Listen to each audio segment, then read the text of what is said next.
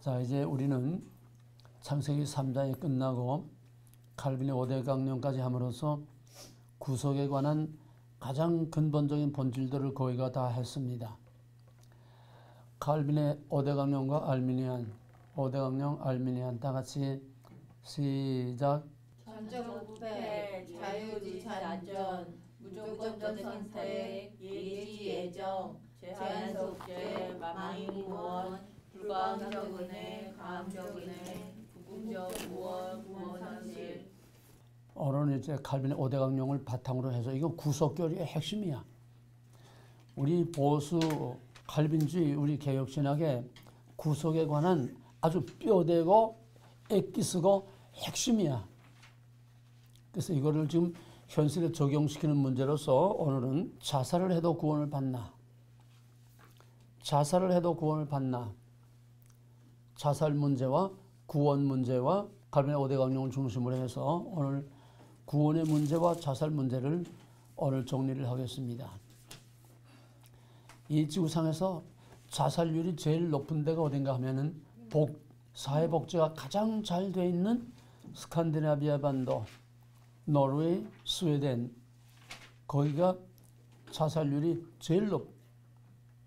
그래서 하도 자살률이 높으니까 국회에서 어차피 죽을 바에 고통 없이 죽도록 편안하게 죽도록 자살센터를 만들어주자. 국회에서 이 문제가 통과될 정도로 자살 문제가 그렇게 사회 문제가 돼 있었어요.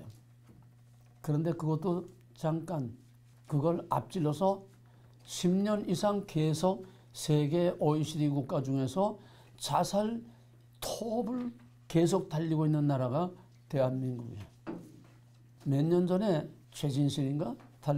그 연예인이 자살을 하니까 이게 모방 자살로 그냥 한동안 연예인이나 뭐 민간 애들 할 것 없이 그냥 남녀노소 할 것 없이 자살이 유행병처럼 그 한 해 동안에 자살이 얼마나 급증했는지 몰라. 자살이 이렇게 많아지는데 교회는 입을 다물고 있고 교회는 딴청을 피고 있고 먼 산만 쳐다보고 있고 이렇게 자살이 사회 문제가 되고 있는데도 교회는 여기에 대해서 아무런 사회적인 책임을 느끼지 못하고 있어. 그래서 우리 한국에서 가장 보수 신학이라고 하는 총신대학 조직신학 교수 3사람을 모시고 세미나를 했어요.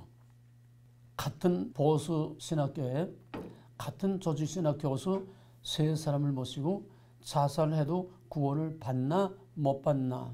근데 그 3사람 중에서 한 사람은 자살해도 구원을 받는다. 2사람은 자살하면 구원을 받지 못한다. 근데 내가 20년 전에 미국에 와서 차에서 라디오를 틀었는데 거기서 라디오 코리아의 라디오 신앙상담 시간에 신앙상담이 나오는데 거기에 어떤 전화 상담이 들어오는데 삐리링 하더니 이제 상담이 들어오는데 우리 아이가 자꾸 죽는다고 그러고 자꾸 자살한다고 죽는다고 그러는데 목사님 자살해도 구원을 받습니까? 못 받습니까? 하니까 저 아랫동네에 대형 교회 내놓으라 하는 큰 소리치는 그 뭐뭐 목사하고 또 다른 목사하고 2사람이 신앙상담을 하는데 그 내놓으라 하는 목사가 하는 소리가 1초도 지체하지 않고 내가 성경에 얹고 분명히 말하기를 성경에 자살하면 구원받지 못한다는 말은 없습니다. 딱 잘라 말하더라고. 총신대 조직신학 교수 3사람 중에 한 사람이 자살해도 구원받는다. 이거는 조직신학 교수니까 이건 성경적인 근거를 다 가지고 말하는 거지. 그냥 헛소리 하는 게 아니에요. 이것이 지금 자살이 엄청난 사회 문제가 되고 있고 요즘은 이제 자살은 정도는 좀 그냥 누가 죽거나 살거나 별 관심이 없고 뉴스에도 안 나와. 요즘은 자살보다 더 무서운 것이 집단 폭행. 중학생들이 집단 폭행을 해. 중학생들이 더더구나 여자 중학생들이 자기 친구를 그냥 무참히 7명이 그냥 진 이기고 밟아서 폭행해가지고 죽였어. 세상에 이런데도 교회는 입을 다물고 배때기나 두들기고 앉아서 복타령이나 하고 앉아있는 이게 망할 놈의 나라 아니야? 이게 하나님의 심판을 받을 수밖에 없지 않아? 이런 놈의 교회가 심판 안 받고 어떡해? 교회가 대답을 해줘야 되잖아. 교회 안에서 계몽을 하고 가르쳐야 되지 않아? 사회적으로 계몽하고 교회가 사회를 가르쳐야 되잖아. 그러놓고 몇만 명만 오고 할렐루야 떠들면 뭐하냐 이 말이야. 사회에 대해서 교회가 책임을 져야 되잖아. 종교는 그 사회의 마지막 윤리의 방파제입니다. 도덕적인 사회의 방파제야. 종교가 그 타락을 막아주는 방파제 역할을 하지 못하고 종교라고 하는 방파제가 무너지면 그 사회는 더 이상 버틸 수 없는 아놈 현상이 오고 무정부 상태, 무법천지 혼란이 와서 그 사회는 붕괴되고 마는 거예요. 교회는 마지막 양심의 등불이라고 그랬어요. 이게 다 꺼지고 방파제가 다 무너진 게 오늘의 종말의 압축이요 종말의 샘플인 한국입니다. 그래서 몇 년 전에 있었던 이 자살 문제를 중심으로 해서 오늘 자살해도 구원을 받는가, 자살의 문제와 구원의 문제, 이걸 정리를 하겠습니다. 첫째로 내가 이름은 밝히지 않겠어요. 그 세 교수 중에 한 사람이 자살을 해도 구원을 받는다. 자살을 해도 구원받는다. 성경적 근거를 가지고 저들은 얘기하는 거야. 조직신학 교수니까. 자, 그러면 자살을 해도 구원받는다. 첫째 이유는 뭐냐? 첫째 이유는 예수가 십자가로 단번에 모든 죄를 다 대신 속했기 때문에 앞으로 자살할 사람의 죄까지, 앞으로 태어날 사람, 앞으로 지을 그 죄까지 한 번에 다 용서를 해줬으니까 자살을 해도 죄가 안 된다는 거야. 미리 다 용서해줬기 때문에. 믿거나 말거나 그렇게 자살해도 구원받는다고 이제 주장하고 있는 거야. 그렇다면은 이 말은 맞아요. 십자가에서 다 이루었다. 모든 죄를 다 속했습니다. 앞으로 태어날 모든 후손들과 그리고 2000년 전에 오늘 이 시대 우리의 죄까지 다 한 번에 다 용서를 했어요. 용서를 선언해서 다 용서해서 이걸 보편적인 용서라고 하는 겁니다. 보편적, 전체적으로 다 용서해. 이건 뭐냐 하면은 완전히 깊은 사망의 골짜기가 있는데 하나님과 단절된 그 단절된 거기에 예수님이 십자가로 다리를 놔줬다는 얘기예요. 그러니까 다리를 놔준 거야. 다리 놔줬다고 이쪽에 있는 사람들이 다 천국 가고 다 구원받나? 다리를 건너가야 돼. 이해가 되겠어요? 용서는 단번에 다 해놨어요. 이 보편적으로 전 세계적으로 우주적으로 십자가로 모든 죄를 다 용서해놨어. 용서가 선행됩니다. 선행되는 은혜입니다. 이게 복음이에요. 이해가 되세요? 복음은 제한이 없어. 모든 사람에게 다 오픈되어 있는 거야. 누구든지 다 오픈되어 있어. 일단은 지금 오픈되어 있어. 그러나 구원은 케이스 바이 케이스로 열려진 그 구원을 자기가 죄인임을 깨닫고 그 죄를 인정하고 고백하고 그리스도를 통한 하나님의 은혜와 용서의 그 은혜를 받아들이는 자에게 구원이 적용되는 거지 그냥 자동으로 덮어놓고 구원받는 게 아니라는 거예요. 이해가 되겠어요? 목사님 그러면 가면서 질문 나중에. 용서가 선행됐지만은 그 용서를 죄를 인정하고 고백하고 그 용서를 받아들일 때에 자기에게 용서가 적용되는 거지 가만히 있는다고 해서 용서가 모든 사람들에게 오토매틱으로 자동으로 다 용서가 적용되는 게 아니야. 그렇다면 모든 사람들은 자동적으로 다 구원받아야 돼. 구별해요? 죄가 고백하고 그 은혜를 받아들이는 자에게만 케이스 바이 케이스로 용서가 적용되는 거지 용서가 선행됐지만은 본인이 그것을 인정하고 받아들이지 않으면 그 사람의 죄는 그대로 있는 거예요. 십자가가 모든 죄와 심판 자체를 면제한 면제부가 아니야. 무조건 모든 사람들이 십자가가 졌기 때문에 모든 사람들이 다 용서받고 다 구원받는 게 아니라는 거야. 케이스 바이 케이스로 자기의 죄를 고백하고 인정하고 그 용서의 은혜를 받아들일 때에 선행하는 용서가 자기에게 적용이 돼서 죄사함을 받고 구원을 받는다는 겁니다. 이해가 됐어요? 적용 요소. 그럼 예를 들어서 그럼 예수님 십자가는 뭐냐? 예수님 십자가는 발전소야. 예수님 십자가는 발전소를 건설한 거야. 예? 발전소 건설하는 그 건설 회사가 달라. 발전소를 건설 다 해서 예수님은 발전소 다 건설해서 왕 시운전까지 다 해봤어. 오케이. 나 할인 다 했다. 굿바이. 피니시. 다 끝났다. 굿바이. 시어게 갔어. 그래도 발전소 만들어도 집집마다 전기가 다 들어와? 안 들어오잖아. 그럼 어떻게 해야 돼? 그 발전소의 전기를 집집마다 전기 시스템을 시설을 다 해서 들어오도록 만들고 스위치를 집어넣어야 그 집에 전기가 들어오는 거지. 안만 돼 있어도 전기 시설이 안 되고 전기를 스위치를 켜지 않으면은 전기가 안 들어오는 거야. 적용. 선행하는 영소가 보편적으로 온 세계 모든 사람들에게 다 영소가 선언됐지만은 그 영소가 내게 적용되기 위해서는 케이스 바이 케이스로 자기 죄를 시인하고 고백하고 그 용서를 받아들일 때에 구원이 이루어지는 거지. 십자가의 대속이 무조건 다 죄를 자동으로 다 용서되는 게 아니라는 게 어로매틱이 아니라는 거야. 이해가 되겠어요? 이게 안 되나 봐요. 난 이해되는데. 그런 이해가 되는데요. 그 다 이뤘다 할 때 맨 처음에 예수님이 모든 죄를 다 용서했다는 게 우리가 미래에 질 죄를 말하는 거예요? 아니면 원죄가 다 없어졌기 때문에 하나님과의 관계가 이제 이어졌으니까 올 수 있는 길을 마련했다. 그 말이나 그 말에 마찬가지야. 다 용서했다는 원죄를 용서했다는 거야. 십자가에서 용서했다는 우선 1차적으로 원죄를 용서했다는 거예요. 내가 지을 죄를 용서하신 건 아니잖아요. 내가 앞으로 맨날 짓는 죄를 용서해 준다는 건 아니잖아요.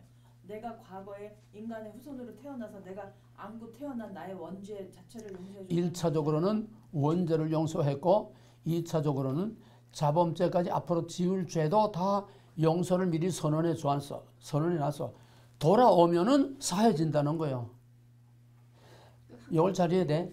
자동으로 다 용서되는 게 아니고 용서는 미리 다 해놨지만은 돌아오는 자에게 용서가 해당되는 거지 돌아오지 않는 자에게는 그냥 죄가 남아있어. 용서를 했어도 그걸 받아들이지 않으면 그냥 남아있다는 거예요.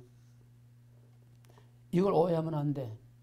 그렇지만 그게 잘못되면은 내가 그러니까 내가 미리 지을 죄도 어쨌든 내가 억셉을 하나님을 받아들였으면은 내가 앞으로 지은 죄도 다 용서가 된다 이렇게 되는 그러니까 그렇게 되면은 구원파가 되는 거야.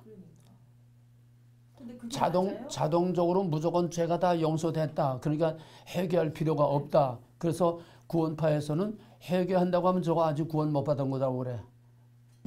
우리 회개할 필요가 없다. 이게 구원파야.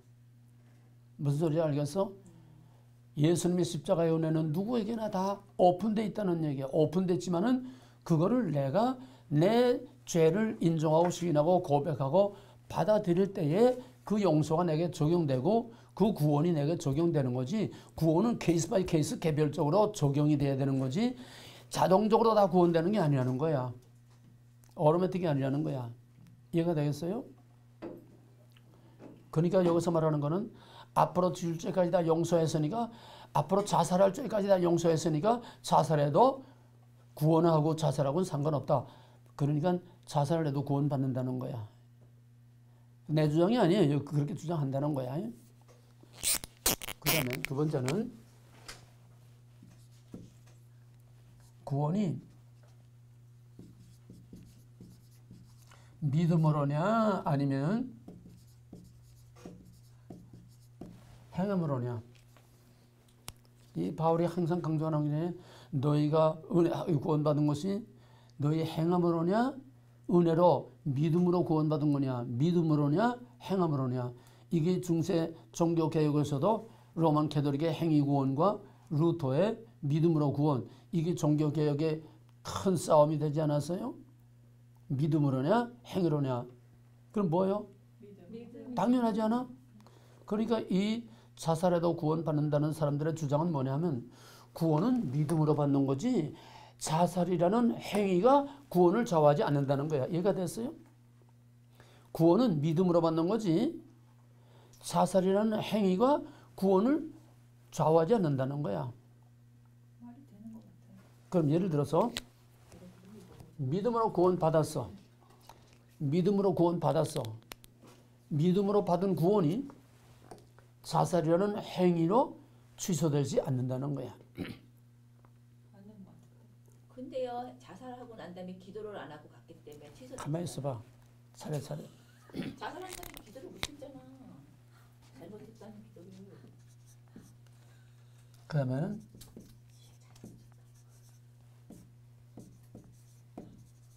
그럼 우편 가는 중생과 성화의 문제가 나오는 거야.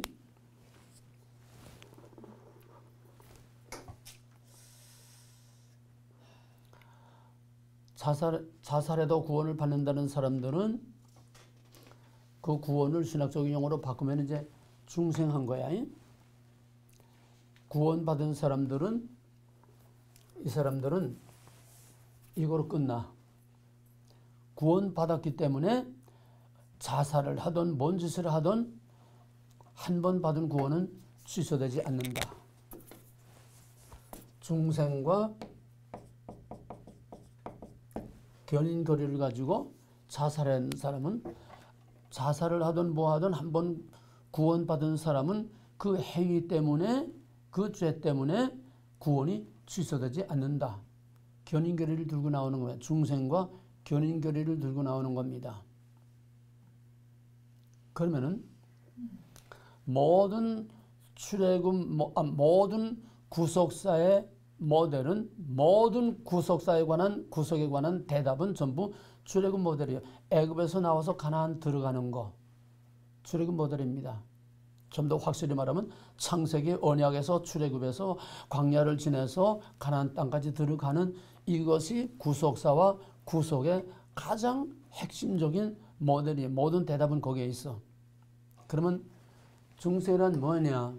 중생이란 애굽에서 어린 양의 피의 언약을 믿음으로 죽음, 오버패스, 유월절 모든 죽음을 넘어가서 그래서 홍해를 건너와서 구원을 받은 거야. 그걸 중생이라고 하는 거예요. 그러면 피의 애굽에서 첫 번 유월절 어린 양의 피 언약을 믿음으로 애굽에서 나와서 홍해를 건너서 구원을 받았다. 이걸 중생이라고 본다는 겁니다. 그럼 똑같아. 본질은 똑같아. 형태만 다르고 예수 그리스도의 어린 양의 유월절 어린 양의 피의 언약을 믿음으로 구원을 받아서 구원을 받고 나와서 세례를 받았다. 그럼 가만히 봐. 피의 언약을 믿음으로 죽음을 오버패스해서 구원을 받았어. 홍해를 건너왔어. 바울은 고린도서 10장에서 홍해에서 물속에서 세례를 받고 홍해를 건너간 것이 물속을 통과한 거야. 죽음을 통과한 거야. 왜? 물에 잠긴 거야 말하자면. 그러니까 홍해에서 세례를 받은 거야. 물세례를 받은 거야. 그 다음에 광야에서 구름 가운데서 세례를 받았다고 그랬어. 자, 애굽에서 피 언약을 믿음으로 구원받음. 홍해에서 물로 세례를 받았어. 그리고 광야에서 구름 가운데서 세례를 받았어. 구름 가운데서 세례를 받은 건 뭘까? 자, 그건 다음에 얘기하고. 자, 애굽에서 피 언약을 믿음으로 구원받고 그 다음에 홍해를 건너서 세례를 받았어. 그 다음에 시내산에서 나는 너의 하나님 너희는 내 백성 거기서 완전히 하나님과의 언약 관계가 됨으로써 하나님의 백성 이스라엘이 태어나게 되는 거예요. 언약을 맺음으로. 그러면 예수 그리스도의 피 언약을 믿음으로 구원받고 물로 세례를 받고 그 다음에 교회에서 세례가 끝나면은 교회에서 목사님이 아무개는 이 시간부터 댄예수 장로의 무슨 교회에 정식 세례 교인 됐음을 공포하노라. 시내산의 언약과 똑같은 거예요. 응? 여기까지를 구원이라고 보고 여기까지를 중생이라고 보는 겁니다. 이해가 됐어요? 이거 끝났다는 얘기가 다 됐다는 얘기예요.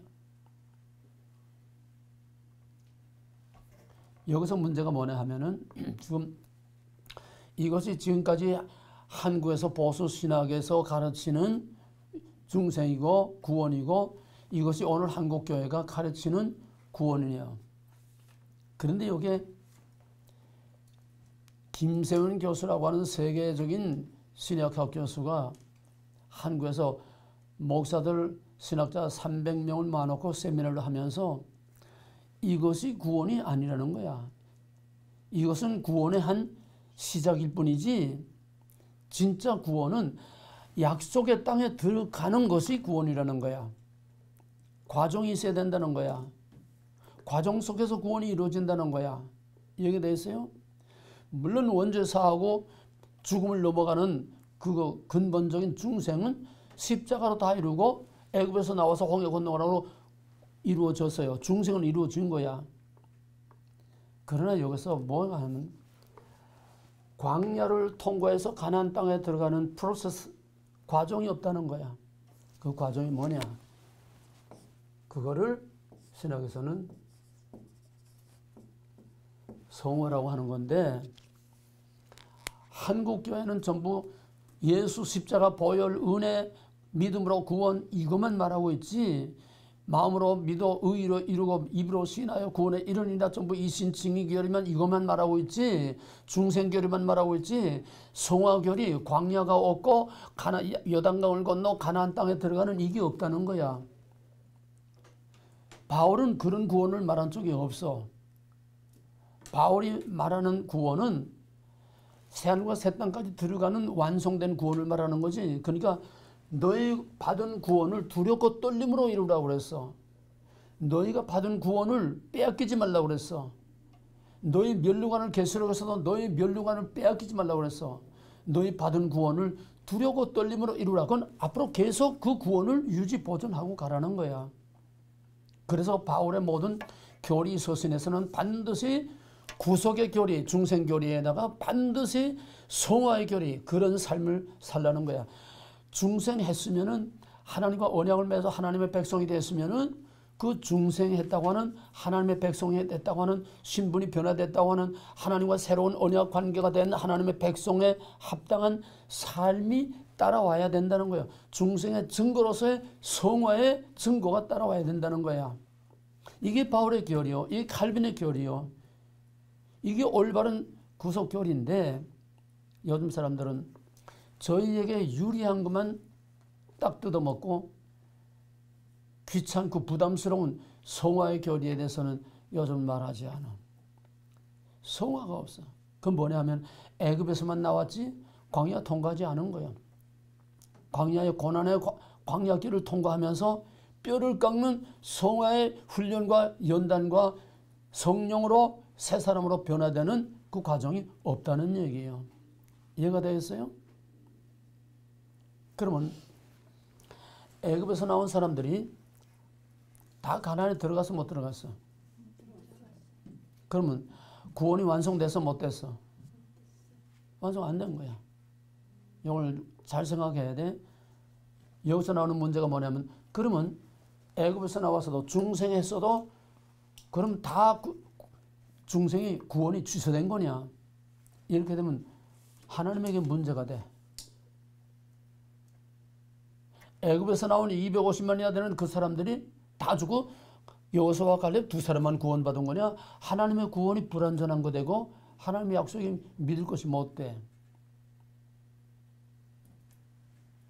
여기서 중요한 거는 애굽에서 나왔다고 다 가나안 땅에 들어간 게 아니라는 거야. 이해가 되겠어요? 중생했다고 홍해 건넜다고 세례받았다고 다 구원받은 게 구원이 완성된 게 아니냐 끝난 게 아니라는 거야.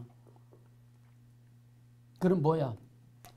고난의 광야를 통과하면서 구름 가운데 세례를 받았다는 건 뭐냐면 광야의 고난의 광야를 통과하면서 그 구름 가운데 광야에 통과하면서 성령으로 세례받고 성령으로 born again 한 사람들이라야 약속의 땅에 들어간다는 거야.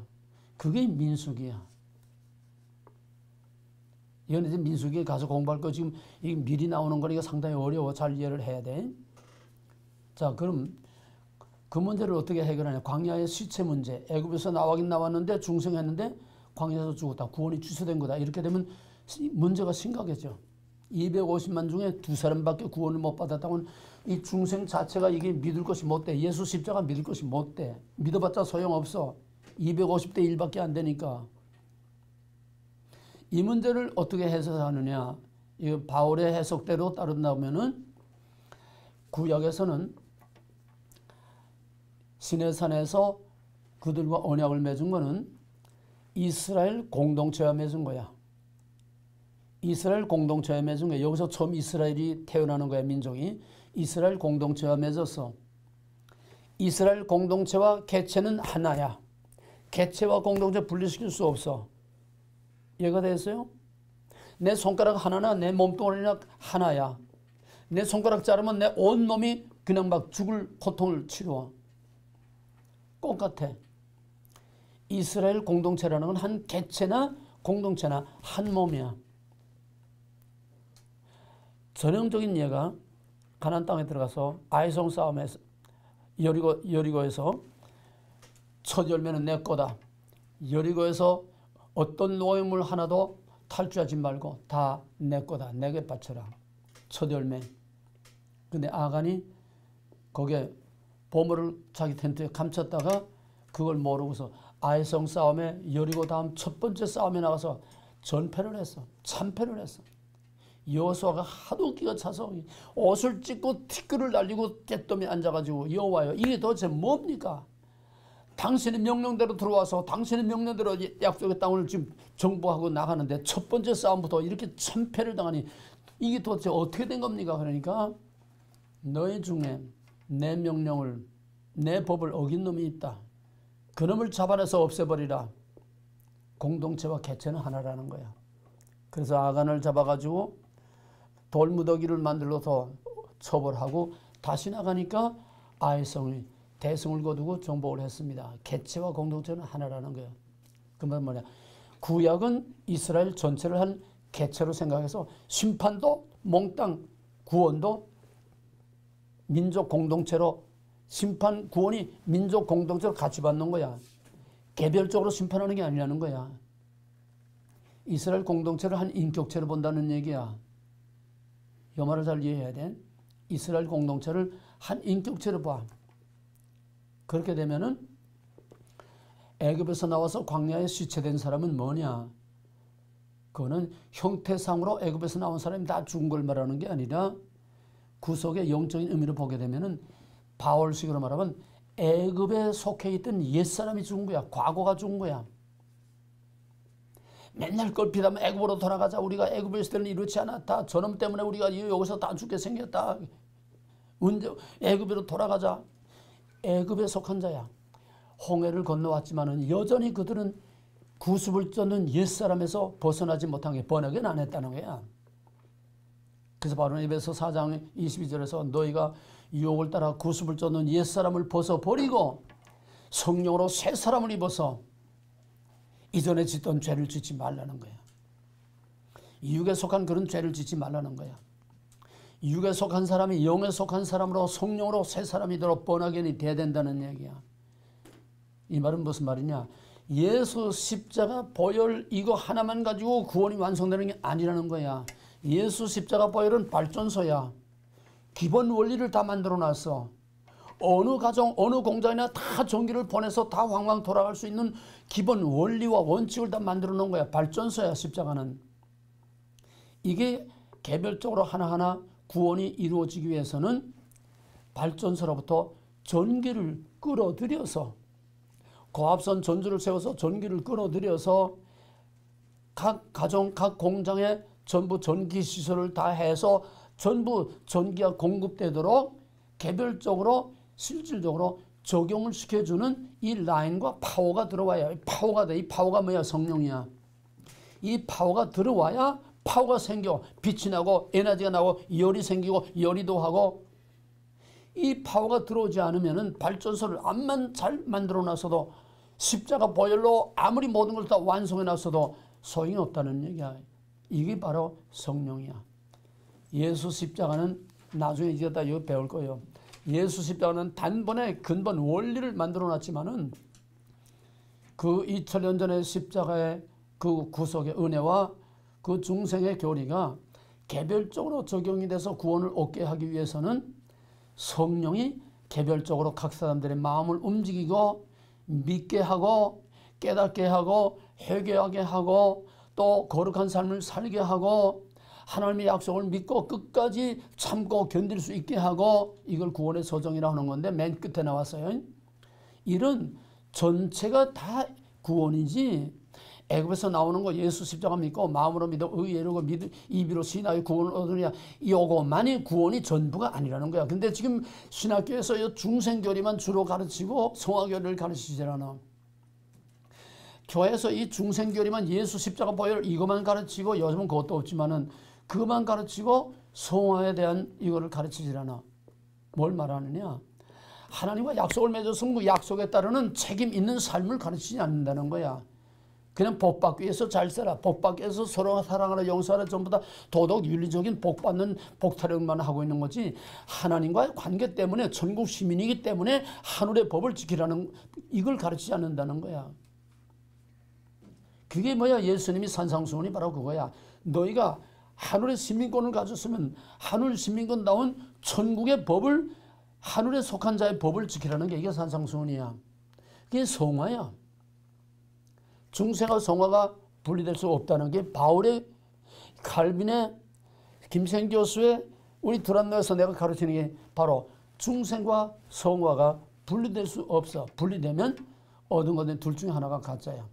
중생이 했다고 하면서 중생이 했다고 하는 증거가 성화의 삶으로 어떤 변화로 내적 변화로 라이프스타일의 변화로 말투자 모든 생활의 삶의 변화로 전혀 나타나지 않는다면 그건 진짜로 중생인 게 아니라는 거야.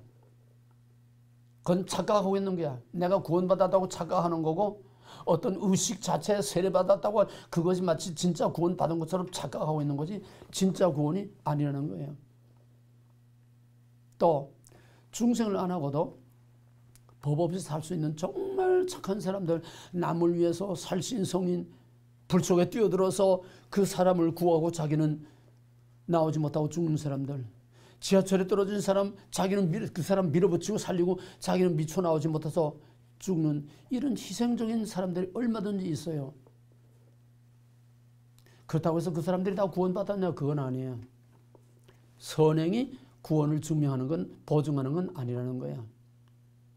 중생이 성화의 증거가 하나님께 속한 자라고 하는 증거가 전혀 나타나지 않으면 그거는 중생이다고 말할 수 없다는 거예요.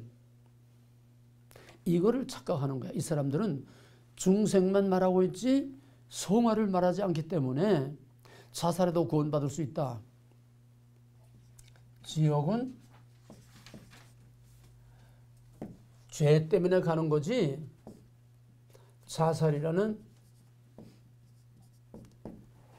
행위 때문에 지옥 가는 게 아니라는 거야. 지옥은 죄 때문에 가는 거지 자살했기 때문에 그 자살이라는 행위 때문에 지옥 가는 게 아니라는 거야. 지옥은 죄 때문에 가는 거야. 자, 그러면은 자살이 죄냐 아니냐 이걸 밝혀야 되는데 이 사람들은 그걸 밝히질 않아. 자살이 죄야 아니야? 죄예요. 있을 수도 있고 아닐 수도 있고. 그건 나중에. 그럼 이 사람들은 자살이 죄가 아니라는 말이 되는 거 아니야? 자살해도 구원받는다. 자살해도 지옥 가지 않는다 하면은 자살은 죄가 아니라는 얘기야. 성경에 자살하면은 구원 못 받는다는 게 없다. 그러므로 자살해도 구원받는다. 이건 뭐지? 성경에 자살하면 자살하면 구원 못 받는다는 말이 성경에 없다. 문자주의. 그렇기 때문에 성경에 자살하면 구원받는 말은 없으니까 자살해도 구원받는다는 게 아까 신앙상담 하면서 내가 성경에 손을 얹고 분명히 말하기를 성경에 자살하면 구원 못 받는다는 말이 없습니다. 바로 이 문자주의 때문에요. 그러면은 반대로 성경에 자살하면 구원이 없다는 말이 없다면 그럼 자살해도 구원받는다는 말이 있어야 되잖아. 그러면 자살해도 구원받는다는 말이 없기 때문에 자살해도 절대로 구원이 주셔되지 않는다고 하면은 그들의 문자주의대로 말하면은 성경에 자살해도 구원받는다는 말이 있어야 이 말이 성립이 되는 거야. 문자주의면은. 근데 성경에 자살하면 구원 못 받는다는 말이 없을 뿐만 아니라 자살해도 구원받는다는 말도 성경에 없어. 그러면 이게 다 성립이 안 되는 거야, 문자주의로. 이들의 주장을 주로 요약을 하면은 자살해도 구원받는다는 이 사람들의 주장은 대충 이 5가지로 요약할 수 있습니다. 지금 한국교회 목사님들 중에서 거의 99%, 거의 100%는 호크마 주석이라는 걸 다 가지고 있습니다. 한국 목사 호크마 주석 안 가진 목사는 거의가 없어요. 뭐 다른 주석들도 뭐 보지만은 호크마 주석은 기본적으로 거의가 다 갖고 있어요. 그래서 내가 이 호크마 주석에서는 자살 문제를 어떻게 다루고 있는가, 이거를 보니까 이제 구약에서 자살을 대표적인 케이스는 사울 왕이거든요. 신약에서는 가룟유다고. 그러면 이 사람들의 주장으로 말하면은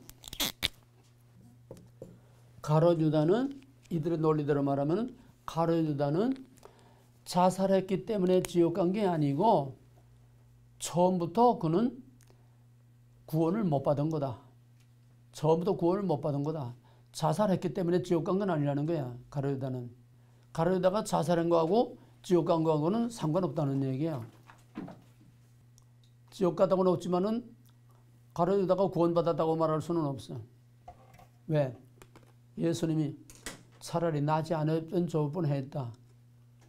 그건 벌써 이미 끝났다는 얘기 아니에요? 자, 그러면은 호크마 주석에서는 사울의 자살을 어떻게 보느냐. 그러니까 호크마 주석에서는 그리스도인과 자살이라는 그 사울의 대목에서 그리스도인과 자살이라는 아주 타이틀을 걸어놓고 완전히 한 페이지로 장황하게 자살 문제를 다뤘어. 그걸 간단히 요약하면은 자살과 구원은 별개다. 결론적으로 말해서 엄밀히 말하면 성도가 자살을 했다고 해서 지옥에 가는 것은 아니다. 호크마 주석에서 말하고 있는 거예요. 자살과 구원은 별개다. 그러므로 결론적으로 말하면은 성도가 자살을 했다고 해서 지옥 가는 것은 아니다. 다시 말하면 구원은 행위가 아니라 믿음으로 받는 것이다. 아빠 이 사람들의 주장 그대로예요. 구원은 행위로 받는 것이 아니라 믿음으로 받는 것이다. 자살 행위가 구원을 좌우하지 못한다는 거다. 그러므로 열심히 믿던 사람들도 자살할 수 있다. 그렇다고 자살했다고 해서 열심히 믿던 사람이 구원이 취소되는 건 아니다. 견인교리를 들고 나오는 겁니다. 자살 행위 자체가 구원을 취소하는 게 아니다. 여기까지는 철저하게 이 사람들의 주장을 그대로 따르고 있어요. 그러면서도 조금 뭔가 꺼림직한 게 있는지 그 다음에서는 또 이제 그러나 그래 놓고서 생명의 소유권이 하나님께 있기 때문에 하나님의 주권을, 자살은 하나님의 주권을 침해하는 불법 행위다. 그 죄라는 거지. 그러므로 하나님이 데려갈 때까지는 참고 자살하면 잘 견뎌라. 하나의 윤리적인 문제, 하나님께 대한 도리가 아니다 하는 이런 정도로 지금 끝내고 있는 거지. 자살이 하나님께 죄라고 했으면은 자살은 하나님께 분명히 죄면은 하나님께 대해서 반역하는 거고 이거는 구원을 받을 수 없다는 얘기가 나와야 되는데 그런 매듭을 결론을 못 내고 그냥 그래서 도덕적인 문제로 생명의 주권이 하나님께 대한 도리가 아니다. 그러니까 죽지 말고 하나님이 데려갈 때까지 살아라. 그래서 이 정도로 끝나고 말한 거야. 한 페이지를 활해서 하면서도 결국 자살 문제에 대해서 딱 부러지게 말하지 못하고 딱 부러지게 말한다는 건 자살과 구원은 별개다. 자살도 구원이 취소되지 않는다. 자, 그러면은 질문하는 목사님, 그러면 자살도 어떤 행위잖아요. 그 행위를 짓는 어떤 그런 좋지 않은 그런 건데 우리가 살면서 많은 죄를 짓잖아요. 그건 나중에 이제 다 나와. 그러면은 이제 자살하도 구원을 받는다. 이걸 지금까지 얘기한 거야. 응? 지금까지 자살을 해도 구원을 받는다. 그걸 얘기한 거야. 그 다음에 이제 자살하면 구원 못 받는다. 나머지 정신학자 두 사람은 자살해도 구원 못 받는다. 대표로 이제 꼭 그 사람들이 경견에 지금 다 종합한 거야. 그러면은 자살해도 구원 못 받는다는 건 무엇에 근거를 두고 있느냐? 자, 첫째로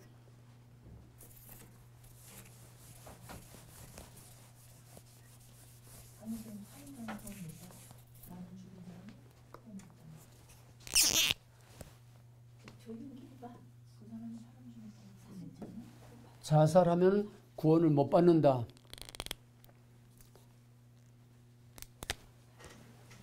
자살하면 구원 못 받는다는 이유가 뭐냐? 첫째는 자살은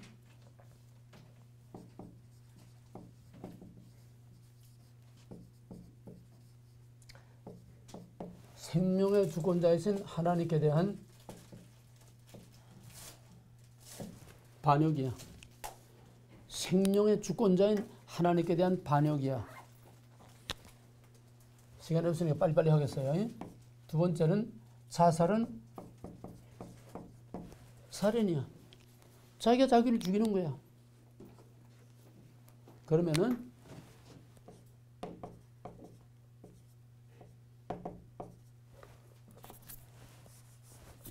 창세기 9장 7절에서 뭐라고 하냐면은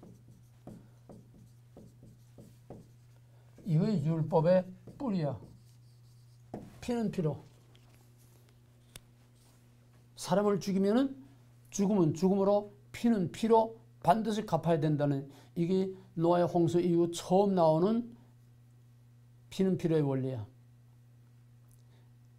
그래서 사람을 죽이면 죽여야 돼. 그지? 모세 율법에서도 사람을 죽이면은 반드시 사람을 죽인 자는 피값으로 죽어야 돼. 근데 레위기에 속죄의 제사가 세 가지가 있는데 번제, 속죄제, 속건제. 이 죄를 속하는 제사가 세 가지가 있는데 세 가지가 다 과실죄에만 속죄가 해당되지 고범죄는 속죄가 해당이 안 돼. 고의적으로 짓는 죄는 속죄의 제사가 없어. 그러면 아까 하려던 말하고 조금 비슷한 얘기가 나오는데 이제 알고 지은 죄는 용서받을 속죄의 제사가 없어. 해결되질 않아. 해결받지 않아. 용서가 안 돼. 알고 짓는 죄는. 그러면 우리가 계속 죄를 짓고 사는데 다 몰라서 짓는 거야? 거짓말을 하지 말라. 뭐 남을 속이지 말라. 남한테 남의 마음을 아프게 긁고 수많은 죄들이다. 우리는 알고도 짓는 죄야. 그럼 우리는 그 죄는 다 용서받을 수 없고 회개가 필요 없나? 여기서 말하는 고범죄라는 거는 뭐냐 하면은 레위기에서 제사법에서 고의적으로 지은 살인, 고범죄는 속죄의 제사가 없어. 해당이 안 돼. 용서가 안 돼. 과실죄에 한해서 사람을 죽였다. 그가 저기 복수하려고 이제 따라온다. 그럼 도망가서 도피성에 들어가 있으면은 그 도피성 안에 있는 한은 절대로 보복을 못해. 죽이지 못해. 만약에 죽인다면 그거는 하나님의 율법을 범하는 것 때문에 그건 당장 죽여야 돼. 그 도피성에서 그 당시 대제사장이 임기가 끝나고 죽을 때까지 거기에 있다가 대제사장이 죽고 나서 바뀌면은 그때는 완전히 사면이 돼서 나와서 자유롭게 살아도 누가 건드리지 못해. 속죄의 제사나 도피성이나 다 과실치사에 한한 거지 고범죄는 해당이 안 돼. 고범죄는 뭐냐? 계획적이고 치밀하게 계획적이고 의도적이고 의지적으로 지은 것을 고범죄로 하는 거야. 우발적이 아니고. 그 다음에 두 번째 고범죄라는 뭐냐 하면은 같은 죄를 회개하지 않고 회개를 거부하고 회개하지 않고 같은 죄를 알면서도 계속 악습적으로 반복하는 것. 이게 고범죄야. 예를 들면 교회에 꼭 그런 사람들이 어느 교회나 꼭 있어요. 교회를 빨칵 뒤집어 놓는 사람. 남을 헐뜯고 중상모략 있는 말 없는 말 다 들어서 교회에서 그냥 아수라장을 만들고 또 목사에 있는 말 없는 말 다 해서 목사를 골탕 메고 막 뒤집어 놓고 그러다가 교회를 발칵 뒤집어 놓고 그 다음에 또 그 교회에서 또 쫓겨나가지고서 딴 교회 가서 또 처음에 또 열심히 봉사하고 신임을 혼자서 다 받고 그 다음에 목사의 신임을 몽땅 다 받고서 그 다음에 교회 중책을 맡아 하다가 또 발칵 뒤집어 놓고 돌아다니면서 직업적으로 교회를 뒤엎어 놓는 이런 악질적인 이런 사람들이 꼭 있어요. 그런 회개를 거부하고 같은 죄를 계속 고의적으로 반복하는 그거는 절대로 용서받을 수 없어. 그 다음에 세 번째 용서받을 수 없는 죄가 뭐냐 하면은 요한일서 5장 16절을 보게 되면은 사망에 이르는 죄와 사망에 이르지 아니하는 죄가 있나니 사망에 이르지 아니하는 죄에 대해서는 구하라. 그리하면 사함을 받으리라. 사망에 이르지 아니하는 죄를 구하라. 그러면 사함을 받으리라. 그러나 사망에 이르는 죄에 대해서는 구하지 말라. 기도해도 소용없어. 그건 용서가 안 된다는 거야. 그러면 사망에 이르는 죄, 용서받을 수 없는 죄란 뭐냐? 두 가지야. 하나는 마태복음 12장 34절에 누구든지 말로 인자를 부인하면 사하심을 받으려니와 성령을 회방하는 자는 영원히 사하심을 받지 못하리라. 성령 회방, 성령을 부정하는 거야. 그 다음에 두 번째는 뭐냐 하면은 히브리서 6장 4절 이하에서 누구든지 진리의 빛을 보고 성령의 능력을 맛보고 구원의 능력을 맛보고 짐짓 타락한 자, 짐짓이라는 고야. 그러니까 알고 다 알고 신학도 알고 성경도 알고 구원의 도리, 진리의 도리를 다 알고 구원의 능력을 맛보고 성령의 능력을 다 맛보고 알고 다 알고 짐짓 타락한 자, 이거는 배교야, 배교. 예수 십자가 하나님의 주권을 부인하는 자는 영원히 용서함을 받는. 그를 위해서는 속죄의 제사가 없고 맹렬히 타는 불만이 있다. 이게 배교에 대한 사망에 이르는 죄, 고범죄, 사망에 이르는 죄, 즉 고범죄, 성령해방죄, 배교. 그거는 용서함을 받지 못해. 그러나 우리가 연약해서 베나담 어쩔 수 없는, 실패할 수밖에 없는 어쩔 수 없는, 이걸 악용하면 안 돼. 어쩔 수 없이 연약해서 또 자꾸 또 죄를 지고 우리 죄 안 지고 살 수는 없어. 그거는 케이스 바이 케이스로 자꾸 회개하면서 자꾸 사하심을 자꾸 용서를 받음으로써 이건 뭐냐? 이거는 구원에 관한 문제보다는 성화에 관한 문제야. 이건 우리의 보상과 상급과 관계된 거지 우리의 구원과 직결되는 건 아니야. 그러나 여기서 자살의 문제가 나오면 문제가 달라. 자살은 자기를 죽이는 살인행위요. 이거는 하나님의 생명의 주관에 대한 반역이요. 생육번성 충만하고 땅에 충만하라. 이 모든 걸 정보가 다스리라. 우리에게 살려두신 것은 그 나름대로 하나님께서 그에게 의도하신 예정과 작정과 계획과 목적과 의도가 있어. 자살함으로써 하나님의 모든 의도와 목적을 다 그냥 묵살해버리고 하나님을 반역하는 게 이 주권에 대한 반역이야. 자살은 반역이야. 하나님의 주권에 대한 직접적이든 간접적이든 자살은 하나님의 주권에 대한 반역이야. 그러므로 용서받을 수 없어. 생명은 하나님께 속한 것이므로 인간의 생명을 남의 생명이나 자기 생명이나 원칙상 인간이 생명을 건드리면 안 되는 거예요. 생명은 하나님의 주권적인 소관이에요. 그러므로 생명을 건드리는 건 내 생명 건드리나 남의 생명 건드리나 어쨌거나 우리는 생명을 인위적으로 고의적으로 능동적으로 생명을 건드리는 것은 하나님의 주권을 침범하고 하나님의 생명의 주권에 도전하는 반역행위요 반항행위다. 그러므로 자살은 절대로 구원받을 수 없다. 근데 신약에 오게 되면은 살인해도 회개하면 구원을 받는다고. 신약의 사상으로는 신약의 복음의 용서의 복음으로는 그 뭐야 오른편 강도가 뭐 실제로 사람 죽었는지 강도질만 했는지 모르지만은 하여튼 오른편 강도가 회개하고 구원을 받았다고 하면은 사람을 죽여서도 회개하면 구원받는다는 얘기야. 여기서 뭐냐 하면 이제 고범죄와 알고 짓는 죄냐 모르고 짓는 죄냐 이게야. 모르고 짓는 죄면은 구약이나 신약이나 다 용서받을 수 있어.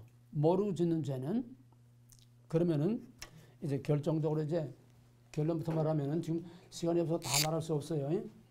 결론부터 말하면은 구원은 예수 십자가만으로 구원받는 것이 아니고 십자가 이전에 믿음이라고 하는 하나님의 선물을 받아야 믿어줘야 십자가가 효력이 있는 거야. 믿어줘야. 그러나 믿음 이전에 창세전의 생명책에 기록된 예정과 선택과 약속이라고 하는 여기에서부터 구원의 뿌리가 나오는 거지. 구원은 예수 십자가 하나 가지고 다 되는 게 아니라는 거야. 십자가 이전에 믿음을 주시는 하나님의 은혜. 그 믿음 이전에 믿음의 근원이 되고 뿌리가 되는 창세전의 생명책에 기록된 자라. 그러니까 사도행전 13장 48절에서 구원 얻기로 작정된 자는 다 믿더라. 계시록 13장 8절에서 누구든지 생명책에 기록되지 않은 자는 다 짐승에게 경배하더라. 마지막 계시록의 끝에 가서도 생명책 2개가 놓여 있는데 우리의 행위를 다 기록했는데 누구든지 생명책에 기록되지 않은 자들은 다 불못에 던지오더라. 구원은 예수 십자가 하나 가지고 중생교리 하나만 가지고 완성되는 게 아니야. 왜 이런 문제가 나오냐. 구원의 실체, 구원의 전체, 성화와 중생과 전체, 애굽에서 가나안 땅, 애굽에서 가나안 땅이 아니야. 애굽에서 구원받은 자가 누구냐. 아브라함 안에서 아브라함, 이삭, 야곱의 자손들이라고 하는 아브라함과 약속한 피로서 약속한 그 예정과 선택의 약속이 돼 있는 자가 애굽에서 나온 거지. 또 애굽에서 나온 자가 다 구원받은 게 아니야. 애굽에서 나온 자들이 신명기 11장에 보게 되면은 거기에 야곱의 자손들, 약속된 아브라함의 자손들만 나온 것이 아니라 잡족들이 따라 나왔어. 잡족들이 따라 나와서 이 잡족들이 따라 나와서 계속 불평, 원망, 충동질하고 그래서 결국은 그놈들 다 망하게 만들었는데 이 잡족들이 진짜 구원받은 거냐? 그 잡족들은 진짜 구원받은 게 아니야. 홍해를 건너왔어도. 그러니까 구원이라는 거는 총체적으로 창세전에 하나님의 예정과 선택과 약속과 때가 됐을 때 하나님의 콜링을 받아서 믿음을 주어서 믿게 하고 회개하고 깨닫게 하고 믿게 하고 그 다음에 구원을 이걸 이제 맨 나중에 나와 있는 구원의 서정인데 소명, 중생, 회심, 믿음, 칭의, 성화, 양자, 견인, 영화 이 단계 전체라야 이게 온전한 구원이야. 성화가 없는 구원은 온전한 구원일 수가 없어. 성화는 뭐냐? 행위야. 이미 그리스도를 믿음으로 구원받은 그 구원자가 그 구원받음에 합당한 성화의 삶이라고는 행위가 전혀 따라오지 않는다면 그 구원은 가짜지 진짜 구원이 아니라는 거야. 그 마지막 결론으로 시간이 없으니까 그러면 창세전의 예정과 선택과 하나님의 약속 안에서 때가 될 때에 콜링을 받아서 예수 그리스도를 믿게 하시고 깨닫게 하시고 회개하게 하시고 거룩하게 하시고 의롭다 하시고 그를 구원해서 거룩하게 하신 그런 하나님의 은혜로 구원받은 자가 과연 하나님의 주권을 짓밟고 자기 생명 자기 맘대로 내 거 나게다 맘대로 해서 이런 하나님을 반역하는 그런 행위를 할 수 있겠느냐? 없어. 그렇다면 뭐냐? 자살한 자는 절대로 구원받은 것이 아니라는 거야. 지금 가장 대표적인 유명한 얘기가 뭐냐 하면 지금 기독신문에 계속 김성수 목사가 쓰는 그 기사가 계속 나와요. 김성수 목사가 우리 이건 뭐 가장 대표적인 거야. 김성주 목사 우리 합동 출신 목사인데 그 사람 신학적으로 교리적으로 아주 거의 완벽할 정도로 아주 너무나 많은 팬들을 가지고 있어. 근데 그만큼 그 사람의 영향력이 크다는 얘기야. 근데 뭐냐면 이 사람은 자살을 해도 구원과는 상관이 없다. 철저한 사람이야. 그러니까 그 목사가 자기가 목매달아 죽었어. 그래서 LA에 서문학 교회가 이제 한국에도 서문학 교회가 있는데 그 서문학 교회에서는 목사가 없어. 그냥 김성수 그 목사의 비디오만 틀어놓고서 예배를 봐. 이게 교회야? 교회는 그리스도의 몸이요 공동체야. 그거는 김성수 하나님 믿는 거지. 김성수 하나님 믿는 김성수 종교지. 김성수 그 이단이지. 그거는 그리스도의 몸된 교회가 아니야. 이걸 기독신문에서 또 그냥 계속 몇 년 연재를 싣고 있어요. 미친 것들이. 그러니까 죽은 사람 거를 왜 맨날 거기 나와요? 왜 수많은 목사 설교 중에 자살한 사람의 설교를 계속 싣고 있냐 이 말이에요. 그러면 그 사람의 영향력이 얼마나 커? 다 그러면 결론 내고 말자. 만약에 자살해도 구원을 받는다. 아까 라디오 상담한 것처럼 자살해도 절대로 구원과 상관없다. 그러면은 조금 더 적극적으로 말하면 자살을 권장하는 거야. 자살을 위해서. 자, 그럼 여기서 나오는 문제는 절대로 크리스찬 고난받을 이유가 없어. 순교자가 이건 어리석은 짓이야. 순교할 필요가 없어. 고난받으면 에라 그냥 미리 죽어버리면 간단하지 않아. 왜 순교자가 나와? 왜 고난을 받아? 나와 함께 고난을 받으라고 왜 그래? 의를 위하여 핍박을 받아야 된다고 왜 그래? 너에게 고난하면 죽어라 그러지. 간단하지 않아. 우리는 구원의 문제와 자살의 문제 이번 기회에 확실하게 알아야 됩니다. 구원이라는 것은 맨 끝에 나와 있는 구원의 서정. 이게 나중에 따로 공부할 거지만은 이 전체가 다 완성돼야 구원이 완성되는 거야. 그래서 한국에서는 중생한 사람, 이 중생교리만 가르치고 있기 때문에 김성인 교수가 가서 세미나를 하니까 빨갛게 뒤집혀서 목사들이 바울이나 칼빈이나 김성인 교수나 내나 하는 말은 뭐냐 하면은 애굽에서 나온 것이 구원이 아니라 중생이 구원이 다가 아니라 약속의 땅까지 들어가는 것이 구원이다. 과정이 있어야 된다. 애굽에서 나와서 구원받아서 세네산에서 하나님의 백성이 됐다고 하는 그 중생의 증거가 삶으로 따라와야 되니까 중생과 성화가 분리될 수 없다는 게 바울과 칼빈의 주장이에요. 넓은 의미의 전체적인 구원을 중생이라고 말하는 거지. 그걸 구원이라고 말하는 거지. 애굽에서 나온 거 어린 양의 피 요거 예수 십자가 보혈 요거 하나를 중생으로 말하는 여기에서 이 편협한 좁은 의미의 중생 여기에서 전부 이런 엄청난 문제가 나오는 거야. whole 전체가 구원이라는 거야. 그게 김세인 교수가 중생과 구원을 분리할 수 없다. 이 전체 약속의 땅까지 들어가는 것이 구원이다. 이렇게 말하니까 한국에 발칵 뒤집힌 거야. 그럼 우리가 잘못 가르치고 있는, 우리가 잘못 믿고 있는 거냐? 분명히 잘못 알고 잘못 믿고 잘못 가르치고 있었던 거지. 그러니까 한국에서는 김세인 교수가 그 2번 세미나 하고 나서 지금 목사들이 그냥 난리들이야. 이게 오늘 한국교회가 저렇게 만드는 거야. 중생하면 한 번 받은 구원은 절대로 취소 안 된다. 그러니까 계집질을 하든 뭐 음란을 하든 동성애를 하든 사기를 치든 뭐 교회들을 행령에 먹든 그러니까 목사들이 별별 짓들이 다 하고 있는 거 아니야? 맹목적인 무책임한 견인결이 이거 하나 붙들고서 알미니안도 이거 하나는 또 철저하게 또 견인결의를 붙들고 들어지더라고. 왜? 저희들에게 유리하니까. 자살하면 하나님의 주권에 도전하는 거기 때문에 절대로 구원받을 수 없고 정말로 구원받았다고 하면은 절대로 자살할 수 없고 하나님이 자살하게 되지 않아요. 내가 한참 총각 때 너무너무 신경쇠약적인 너무너무 아주 최악의 상황까지 가가지고서 이 약국 저 약국 돌아다니면서 수면제를 그냥 한 줌을 만들었어. 그러고서는 밤새 술을 처먹고서는 그냥 술김에 이게 수면제를 한 줌을 오는데 다 토한 것도 아니고 까딱 없어. 말똥말똥 잠도 안 와. 진짜로 창세전에 예정과 선택을 받고 하나님의 백성으로 구원받아서 진짜 된 건 절대로 수면제를 먹어도 안 죽더라는 거야. 하나님이 죽이지 않아. 자살하게 안 만들어. 자살해도 구원받았다 하는 놈은 그건 구원 못 받은 놈이야. 만약에 하나님이 창세전에 예정 선택 구원해서 예수 믿고 구원받고 구원의 소정 과정을 통해서 다 이렇게 구원받았는데 자살했다가 하면은 그럼 하나님이 뭔가 실수한 거야. 잘못한 거야. 잘못 구원한 거야. 하나님이 실수해? 실수할 수 없어.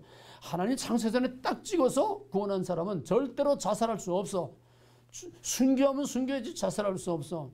확실하게 오늘 구원의 문제하고 자살의 문제 확실하게 정리하기 바랍니다.